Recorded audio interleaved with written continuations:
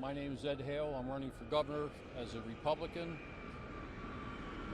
Wait for these trucks to go by.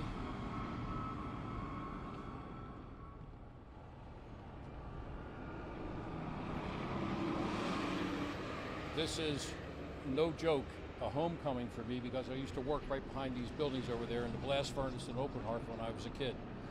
I built a couple barges right around the bend right here at Bethlehem Steel Shipyard. So this place I know well, and there's a lot of my friends that are here. Senator Salling is here, Jim Schwartz from McNabb Funeral Homes is here, and a lot of my neighbors are here. Ed Jr. I've got a lot of people here that are from the neighborhood that have been deeply affected by what's happened or not happened here at this place. Looking over my shoulder, you see the Key Bridge is down. It's been over 500 days that this has been, it's over 500 and counting, and really nothing's happening. When it went down, I lived close enough that I felt my building where I lived shake. My neighbors heard it fall. And I looked on TV and it was on immediately. And the fact that nothing is being done really to speak of is a travesty. It's neglect by an administration that just doesn't care about anything other than running for President of the United States. He doesn't really care about us. He doesn't care about this bridge and the effect that it has on all of us. When the bridge went down, about 3 or 4 days later, I was on WCBM. I called them up and I called in and I said, listen, you're asking about what's going to happen with the bridge. It was the #1 story around the world, actually. I said, number one, we have to take care of the bodies that are in the water. If there's any rescues, there was none at that point. We had to get the bodies out, and we should call controlled demolition in Hunt Valley. We should use Maryland contractors to do the work that is necessary to complete a job, and we don't have to reach out to Idaho or some other place or Dallas to get some people, contractors to come in and engineers. We could get them here. We should have that bridge down, the debris cleared, have the port reopened immediately. Mel Walensky is over here. He was out of work, didn't know when they were going to get back to work, and it probably took like a month to get the port back open, but it could have been done more quickly. But the sense of urgency is not here. It's not here now, it was not then.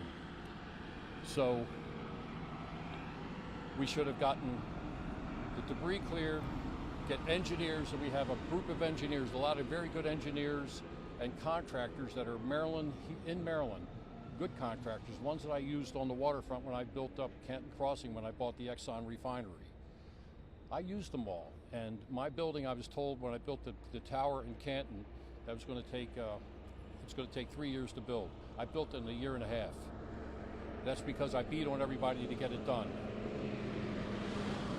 What's missing here right now is no one is doing that, no one. And there's not even any contemplation of that being done. If you look over, you see the approaches coming into the bridge. You look at the way that it's coming in right now, you've got these long roads coming into the bridge, where the bridge used to be, where the suspension part of it, and they're still standing. Why is that? Why are they not down? Why are not the roads coming in? Why is there no design that we could all see? And by the way, we don't have to reinvent the wheel to do that bridge. You have the bridge up in Boston is a suspension bridge. The one in Charleston, South Carolina. I had offices in both places with my trucking and barge company. Why don't we do it? The other thing that should have been done immediately, and I said this 3 days after that tower, the bridge went down, we need to start suing everybody that had anything to do with this, to start the civil part of it, forgetting that the President of the United States, Joe Biden, said, "Oh, we're gonna completely pay for it." His word means nothing. We all know that. It's a shame.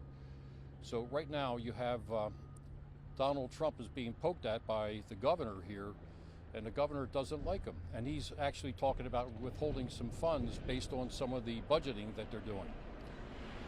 So if I'm elected governor, I would speed up the process, I would get this thing done. I would hold everybody to account in the administration to get it done. I would make sure that we're on good terms with the President of the United States of America. And I haven't seen Donald Trump for 19 years, but I'm sure that if I called him, if I was governor, I could call him and say, hey, listen, we're short, $100 million. Can you do something for us? He would do it.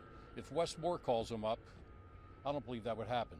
I believe that it would be a major problem for that guy to get any money out of, he couldn't get anything out of Donald Trump because he's just going out and bloviating, saying nothing and poking at him all the time, and it's just dumb. And this comes also on the heels, it's a different subject, on the heels of the FBI was going to go into Greenbelt. They're not going to go there now because he beat on them nonstop, and now they're going to reopen a building in downtown D.C. And I know this is off the subject for why we're here this morning, but it just goes to the problem that we have is we have our governor who's running for president is poking at Donald Trump, who controls the purse strings. You tell me what's right about that. I just can't tell you what's right about that. It's wrong. The effect that it has on all of us, all the people that are here now, the effect that it has on all of us is prolific. I drive from here to my main residence, which is down in Easton. It takes me an extra 40 minutes. There's a lady here that her husband is working over in the Glen Burnie area for Otis Elevator. And he's now got it, instead of going across the bridge in Glen Burnie to do that job, he's got to go around. All the trucks, all the hazmat trucks that go through or traverse the country or go from north to south, south to north, all have to go 95. They would typically go over the Key Bridge around the Beltway. Now they can't do it. Now they have to traverse the city to get around, they just have to traverse the city. They can't get anywhere without getting onto the Beltway, creating unbelievable traffic. We have a situation where the governor is not governing the state of Maryland.